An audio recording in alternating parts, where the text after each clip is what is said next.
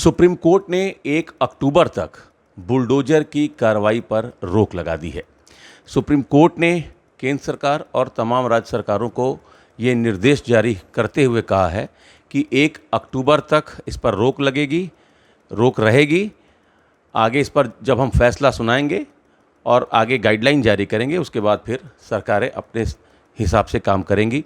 लेकिन इस निर्देश में सुप्रीम कोर्ट ने ये भी कहा है कि जो सरकार का काम है, प्रशासन का काम है, चाहे वो डेवलपमेंटल प्रोजेक्ट्स हों, उन पर ये रोक लागू नहीं होगी। वो काम सरकार अपने हिसाब से देखेंगी, प्रशासन अपने काम से देखेगा।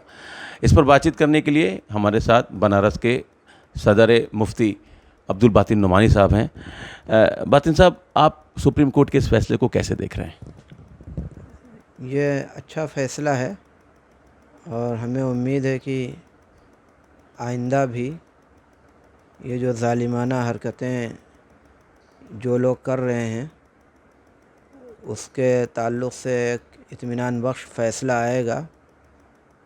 फ़िलहाल जो सुप्रीम कोर्ट ने जो अपना आदेश जारी किया है उसका हम इस्तक़बाल करते हैं, स्वागत करते हैं और आइंदा भी उम्मीद करते हैं कि ये अच्छा ही होगा।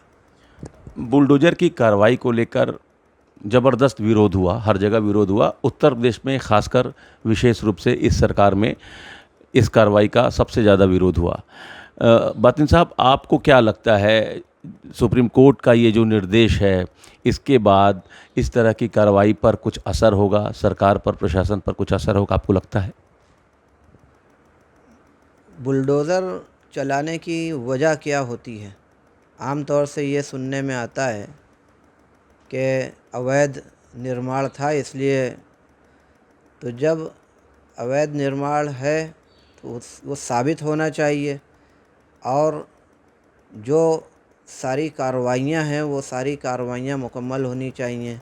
नोटिस जारी करना, फिर उसके बाद फिर जवाब तलब करना, ये सारे जो कुछ भी उसका प्रोसेस है वो पूरा होना चाहिए और जुर्म साबित होने के बाद ये काम होना चाहिए, जो सज़ा है उसकी मिलनी चाहिए।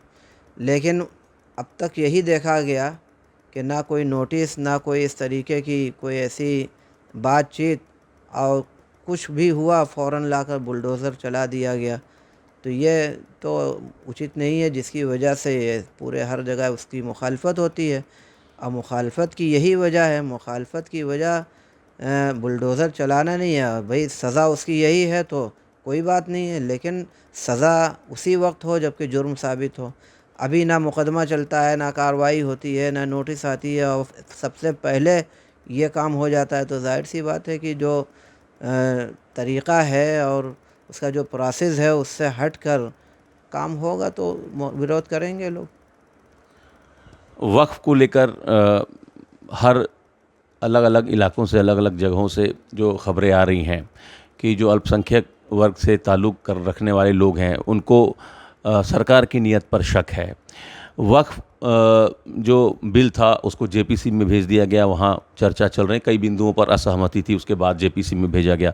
आपको क्या लगता है मुफ्ती साहब, जो वक्फ बिल है वर्तमान सरकार जो लेकर आएगी जेपीसी के बाद, आपका क्या इस पर विचार है?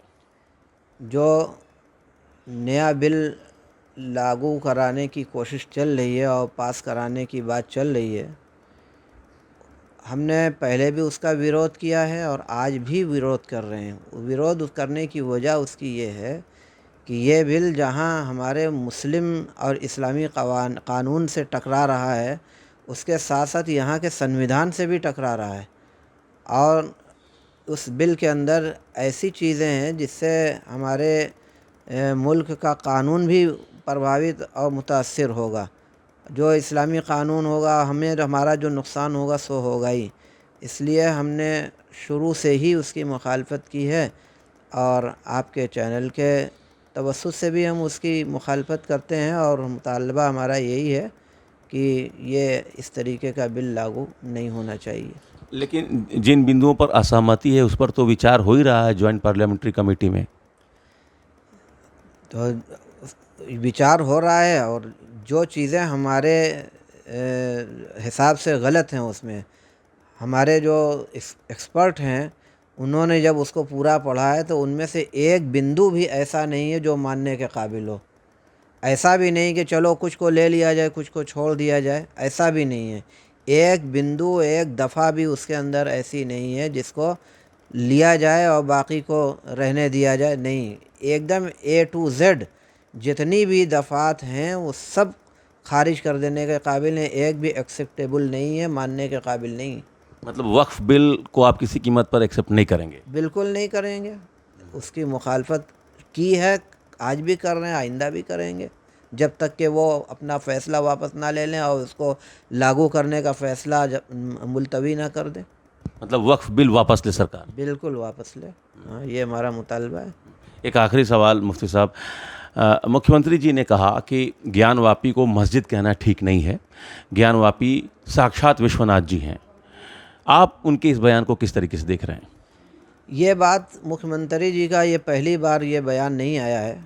इस तरीके का आपत्तिजनक बयान पहले भी वो दे चुके हैं इसी विषय पर, और उस वक्त भी हमने उनके बयान का विरोध किया था। और न सिर्फ मैंने बल्कि हमारे हिंदू भाइयों में भी जो अमन पसंद लोग हैं और इंसाफ पसंद लोग हैं, उन्होंने भी उसका विरोध किया था। आज भी हम उसका विरोध करते हैं कि एक संवैधानिक पद पर बैठे हुए एक ऐसे विषय में आदमी ऐसी बात बोले जिसका अभी कोर्ट में मामला चल रहा हो, कोर्ट से अभी फ़ैसला नहीं हुआ है, अभी कब तक कार्रवाइयाँ चलेंगी अभी उसका कुछ अता पता नहीं है।